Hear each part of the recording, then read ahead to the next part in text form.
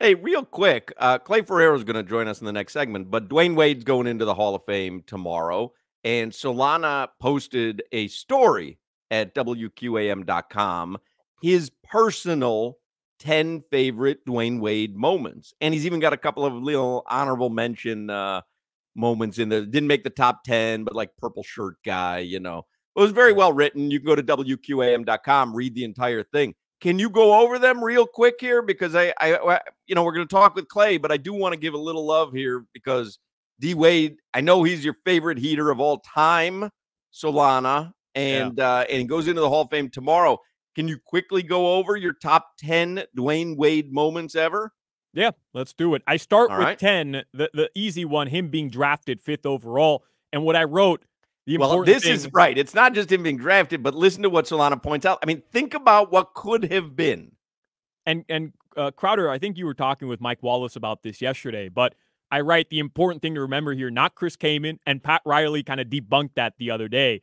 I don't know if he's being truthful or not, but he debunked it. Listen, but the further things get away from all our memories, the fuzzier it becomes. But I wrote a massive thank you to Detroit for taking Darko Milicic. Another thank you to Toronto for taking Chris Bosh. Pat Riley decided it would be Dwyane Wade. And then I wrote, who knows what would have happened if the Pistons don't make one of the worst decisions in NBA history. But I don't want to live in the universe where that's the case. Here's what I do know. Our organization got it right. Yep. Yeah, that's it. Number 9, his game winner, rookie season versus the Hornets in the 2004 playoffs. Game 1 takes Baron Davis off the dribble, little floater, wins the game. Think about that. A rookie in the playoffs, in his first playoff game, getting the opportunity to go win a playoff game with Pat Riley as the head coach. And, you know, there's Lamar Odom, Caron Butler, Eddie Jones. Like, this is a team with some pretty established NBA guys, and he gave it to number 3 to go win the game. And he did it. Yeah. And that thought that Pat doesn't like young guys, I think Pat doesn't like terrible young guys. Or Pat can recognize great young guys. Yeah. No. Go get it, young man. Go get it. Number 8? Number 8. You can tell me what you wrote. No, I was just going to say quickly, not many rookies would be trusted with that responsibility, but I wrote it became evident that night that the Heat didn't draft just any rookie. Number 8, Dwyane Wade playing with the Team USA Olympic team, the Redeem team in 2008. Chris Bosh, Chris Paul, LeBron, Kobe Bryant. D. Wade comes off the bench. He led that team in scoring off the bench. He led them in the gold medal game as well. And what I wrote basically to sum it up was, let's not forget after the 06 season, D. Wade misses a bunch of time in 07 with injury, misses a bunch of time in 08 when the Heat win 15 games. Pat Riley steps aside. Like, there's a bit of, you know, maybe some confusion or we don't know where this is headed. Correct. We did like we don't know. Was that like, did we get a cute little year out of Dwyane Wade? Right. Exactly. Yeah. And what does he do? Everybody's questioning his knees. He comes back and he leads that team, literally. Like, he was the team's most valuable player. And you knew right then and there, like, okay, we've got our superstar back. He can get back to that championship caliber. Number 7. Anderson Varejao poster. Enough said. Oh, yeah, enough said. Number 6. Wade's game winner versus the Warriors in 2019. I didn't put this in the article, but really, all we got to say is Hoch could have been at that game. Told me to my face, no, not interested. And it ended up being a classic night. Who knew? Decisions. Number 5, to me, the release of his first signature shoe in 2006, the Wade Converse Ones. Bro, like, Crowder, I know you hate on the Li-Nings, but to me, it's the most classic basketball sneaker ever. And I know sneakerheads are going to call that lunacy, but for me, as a Miami kid growing up, did he sell a lot of Converse sneakers? They were the most sold sneaker at in Kindle. In Dateland. Is it like, was it a failure? I don't think it was a failure, but I don't think he was one of the most sold sneakers in the NBA. I just looked it up. They beat the Dunks. So it's the Converse Wades, and then the Dunks are number 2. So didn't rival Air Jordan say?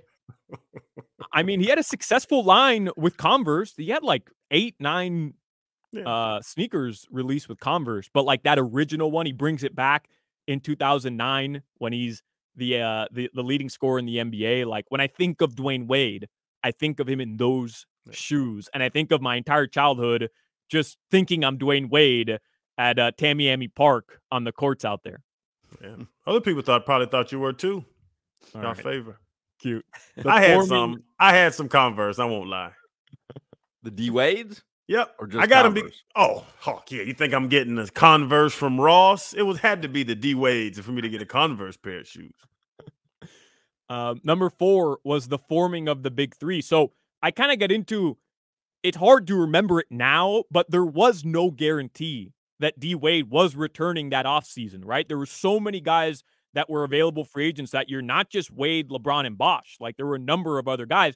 And I even recall having a conversation with my brother Daniel, where I remember me like in shambles, this young kid saying, my favorite player of all time is leaving. And he's like, don't worry about it. Joe Johnson, Carlos Boozer, if Wade leaves, bro, we'll be all right. A lot of people thought he was going to go to the Bulls then. Yeah. I mean, that was his hometown. And there were articles suggesting that this dream scenario of them three coming together could happen in New York. That was might happen in Chicago too. Yeah, in Chicago as well. Derrick Rose, Joakim Noah were there already. They hadn't gotten paid yet, so the contracts could have worked out. And then I recall the We Won't Wait campaign, but do you guys remember the Heat had Bernie sit atop the AAA sign at the arena until Wade re-signed? Like that was a legitimate thing. I linked the articles from back in 2010 in this story I wrote as well. That's cool. Number 3, Wade. Years later, they show up at Hassan Whiteside's house and they go, "Hey, hit the bricks, D." Number 3, his return to Miami in 2018. We always talk about this. None of us saw it coming. Nobody saw it coming. There wasn't a single report that it was possible, and it just worked out that the Cavs did the Heat a solid, and D Wade back in Miami, debuting in the original Vice jersey. And for our show, because of that moment, we get February. That is true. February doesn't happen without him returning and you waiting in line for the Vice jersey. And I'm probably not a member of this show. Like, not even kidding. I think you guys kind of took to me because of the whole February segment. We did. We felt bad for you. It's like when you see a 3-legged dog and you just go, well, no one else is going to take him. You got to feed him. Have we taken to him yet? I didn't. This is a revelation for me. Listen, we don't have to take to him anymore. He's exceeded us. He hosts the Heat pregame. He hosts the game day uncensored before Dolphins games. We're the 3-legged dogs right now. 560 the Solana.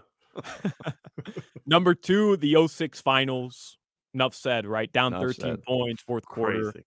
He says, I ain't going out like this. And then just, game after game, they win 4 straight. Hands him the trophy. Mm-hmm. Yeah, the MVP trophy. And then number 1, Mike Wallace had the same one yesterday when I asked him this question. To me, it's the "This Is My House" game winner versus the Bulls. It's like the most iconic memory I have of Dwyane Wade's, like just an individual moment. And so many things happened that night. I remember freshman in high school at a project the next day, a chemistry project. I go into this whole thing. And I remember telling my brother, bro, let's leave in like the fourth quarter. We come to every game for the past decade. Like, let's just leave in the fourth quarter tonight. We're getting the 4 seed anyways. It doesn't matter. And I remember in the fourth quarter, like the game is so back and forth. We're like, all right, we'll stay. Overtime 1. All right, we'll stay. Overtime 2. And then he does that. I got an F on the project, but it didn't matter. Like, it was just like this unbelievable moment. That's an iconic moment. That's an iconic Miami sports moment. Not just for D Wade. That's an iconic Miami sports moment. And the statue, I imagine, will be that, right? Him kind of pointing like this in front of the Kaseya Center, what was the AAA. Like, when you think of Dwyane Wade's signature moment in Miami, it's him on that scorer's table saying, "This is my house." It's kind of like, MJ had the shrug on the 3-point game. Like, there's just like a moment. Obviously, the MJ logo, the Air Jordan logo, but but that moment, that D Wade on the table moment is like everyone knows it. Just an iconic moment. and visually in front of the Kaseya Center, him saying, "This is my house," in front of his house, that would be awesome. Yeah. That's except he has nothing to do with the team, and whatever. They're going to put him up in Utah too, right? Maybe pointing. We're talking about this statue in Utah. Him shaking his head. This is not my house. And then you also had as one of your honorable mentions the iconic photo with LeBron and D Wade. What a great photo that is as well. But that's a shared moment. That's not a D Wade moment. There you go. You can read the entire thing at WQAM.com. Solana's top 10 Dwyane Wade moments as he heads into the Hall of Fame tomorrow.